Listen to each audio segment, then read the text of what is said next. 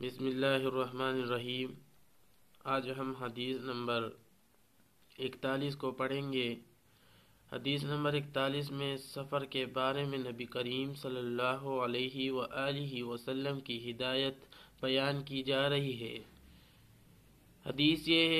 حدیث مبارک یہ ہے کہ السفر قطعۃ من العذاب یمنع احدکم نومہ وطعامہ وشرابہ فإذا قضى أحدكم نهمته من وجهه فليعجل إلى أهله السفر قطعة من العذاب يمنع أحدكم نومه وطعامه وشرابه فإذا قضى أحدكم نهمته من وجهه فليعجل إلى أهله۔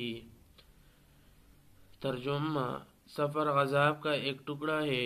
سفر تمہیں روکتا ہے سونے اور کھانے اور پینے سے، لہٰذا تم میں سے جب کوئی سفر کی غرض کو پورا کر لے تو اس کو چاہیے کہ اپنے گھر والوں کی طرف جلدی لوٹ جائے۔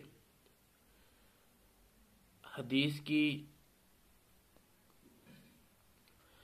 کی تشریح میں کچھ اس طرح کہا جا رہا ہے کہ سفر میں انسان کو جسمانی و روحانی مشقت کے ساتھ ساتھ سردی و گرمی، خوف وغیرہ کا سامنا ہوتا ہے اور زندگی کی بہت سی راحتوں کو چھوڑنا ہوتا ہے، خاص کر کے گزشتہ زمانے میں جب یہ موجودہ سواریاں بھی نہ تھی تو انسان کو کتنی تکالیف برداشت کرنی پڑتی ہوگی۔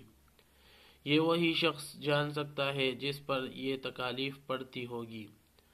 اس وجہ سے اس حدیث میں سفر کو قطعۃ میں عذاب فرمایا گیا، یعنی ان سفر کو عذاب کا ایک ٹکڑا بتایا گیا۔